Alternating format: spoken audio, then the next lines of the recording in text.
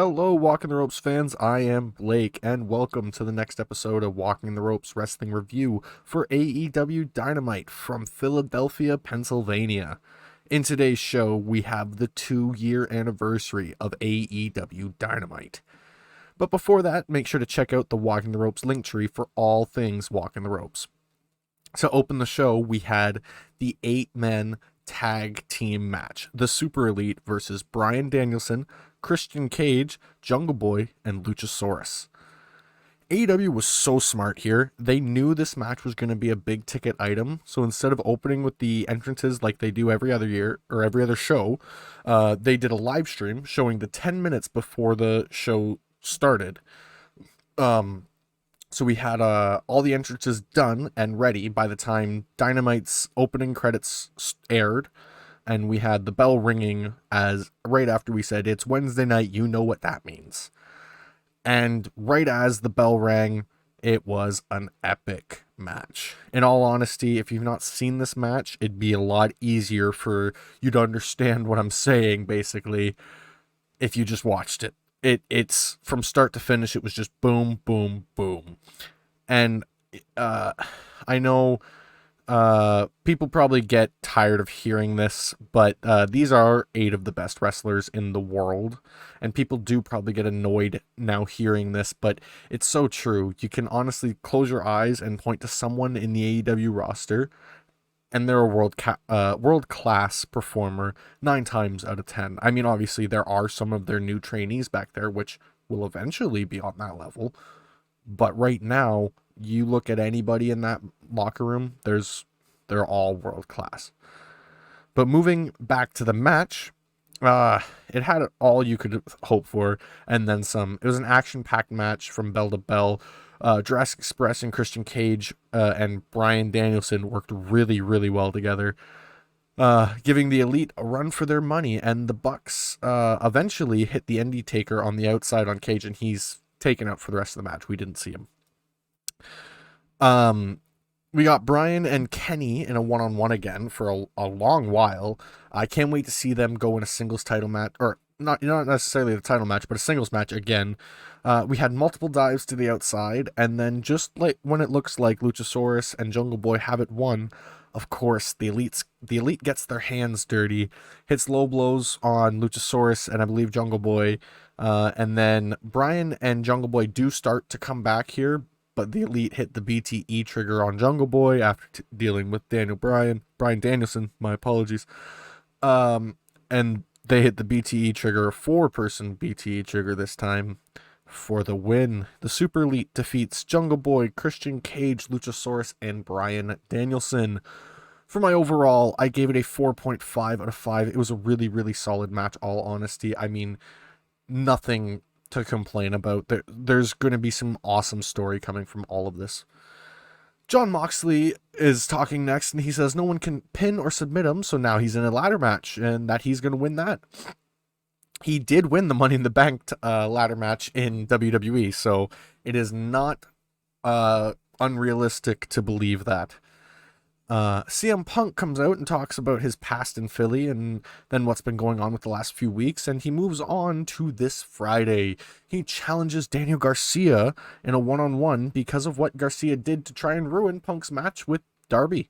I love that. We're getting some story, and he's fighting another young guy. We then see Arn in Cody's backyard burning one of Cody's suits. He slaps Cody and then tells him he needs to smarten up.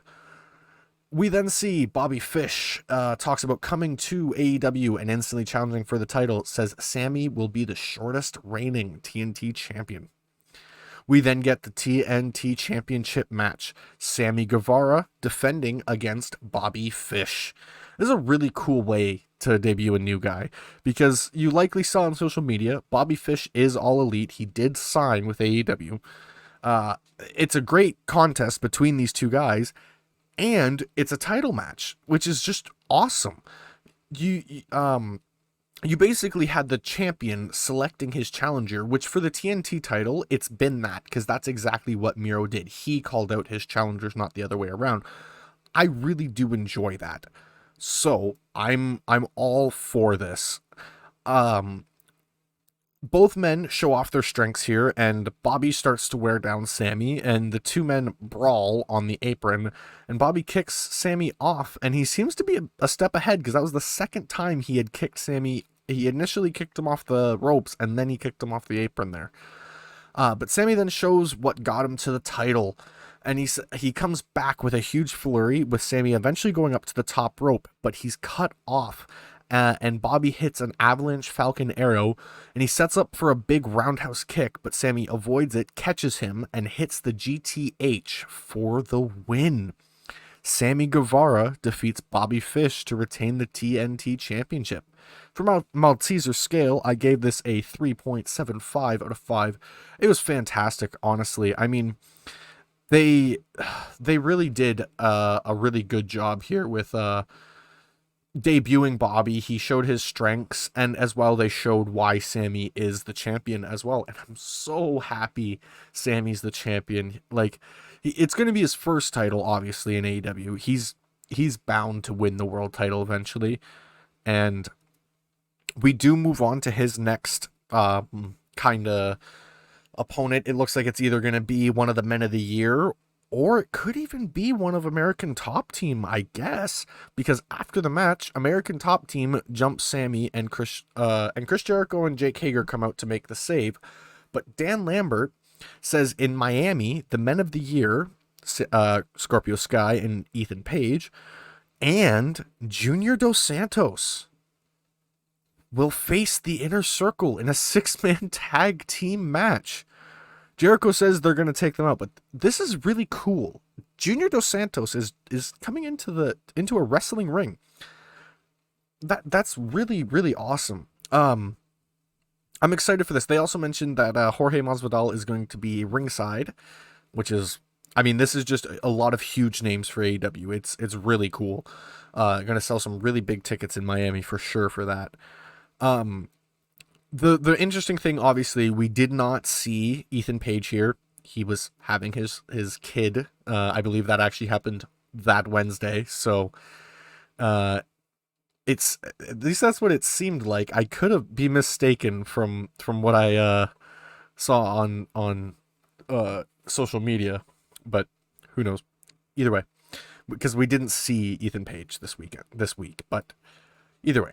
The Acclaim says they are going to take the tag titles on Friday, and we then get Tony Schiavone and Aubrey Edwards announcing a new title for AEW for the women's division. Even it's the TBS Championship, just like the TNT Championship, named after the new. I guess, yeah, because we're moving to TBS this year for TNT. Or for AEW, sorry. And TNT is still going to have Rampage. So we're going to have both of the channel titles. And I think that's really cool that it's for the women's title, because it's the first secondary women's title on a major promotion in North America. Very cool. At least to my knowledge. I could be wrong. We then get JR, Jim Ross, talking with Darby Allin, sorry. And Darby talks about why he paints his face, and he says it's because of his uncle, because 50% of him died that day, and he says he's seen guys like MJF, and he won't get to him. We then get a singles match, Darby Allin versus Nick Comoroto. Darby Allin comes right out and gives dives right on Nick to the outside before the match even starts, and Darby looks like he's going to win it right here, but Nick uses his size just to stop him and starts to toy with Darby. But Darby's no stranger to being the smaller guy, and Darby uses his speed and hits the coffin drop eventually to win. Darby Allin defeats Nick Comoroto. I gave it a 3 out of 5. It was a shorter match, but I think the point more is that Darby is not scared of MJF or bigger guys in general. Not that we necessarily needed to prove that. Dark Order is backstage, and Uno says he won't try to be the leader anymore, and they're all on the same page again. We then get Dante Martin in the ring, and he calls out anyone in the AEW roster. And be careful what you wish for, Dante. The lights go out, and Malachi Black appears, spits the black mist in his face, and hits the spinning heel kick. and then says the House of Black accepts, and he leaves. Ricky Starks talks about the FTW title and says he has the same mindset as all the former champions, besides Brian Cage. I apologize. There's a lot of Cages in AEW. And he says he's going to challenge Cage. I apologize. Cage in a street fight, but Cage isn't here. But he is, and he comes out and he makes Ricky leave, basically. The women then talk about the TBS title and the tournament that's following along with it, and they say they're all ready and excited for the new title to fight for. We then get Serena Deeb and Hikaru Shida in a singles match, and if Hikaru Shida wins, she will get her 50th win in AEW and be the first women to do so. Deeb and Shida go back and forth, and Deeb has no respect for Shida as she slaps her. And this fires Shida up, and she hits a running knee strike to the outside and sets up for a chair jump over Deeb, but Deeb moves it and starts to beat her down, and Shida does show some life, hitting a spinning headlock is basically how I could describe it, and then a drop kick, and follows it up with a big knee and a cross body to the outside as Shida comes back in the ring and hits so she's coming back in the ring after sending Deeb into the ring, and Deeb hits a dragon screw into the ropes on Shida's knee and takes control for a moment, but Shida eventually does hit the Falcon Arrow. Deeb kicks out, and then she sets up for the Tamashi, but Deeb fights out and hits the detox after raking Shida's eyes, and then Shida kicks out, so Deeb blocks in the Serenity Lock after smashing Shida's knee into the mat, and she wins. Serena Deeb defeats Hikaru Shida, and Shida goes from 49-9 to 49-10.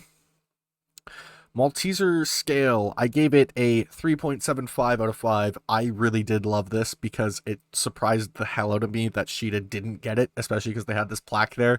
Speaking of the plaque, Deeb lays out Shida with the plaque and says that basically gives Shida a big middle finger for thinking she was going to walk that easily through Shida. Darby's then told MJF challenged him, and he accepts, and then is jumped as a limo pulls up. Everybody's all in masks and whatever, and Darby gets tossed into the barricades in the back, and then it's clearly the Pinnacle at this point as Wardlow hits the F10 and they leave. Leo Rush talks to Dante Martin and says that he wants to help him against Malachi Black. And then Britt talks about her opinion on the TBS title and says it's great for another woman to have something to fight for. We then get the casino ladder match for the chance to challenge the AEW World Champion. I love this concept of a match where two guys start and every 2 minutes another man comes in till all 7 are in. For a ladder match, this is such a neat concept. And the first two are Orange and Pac, and they go back and forth, and Orange pushes the ladder back outside as Pac just pushed it in. It was a very funny moment. Andrade is out next, and Pac takes it right to him, and Andrade answers with a sunset flip off of the ladder. Orange then takes out both men as Matt Hardy makes his way out, and there's so much going on.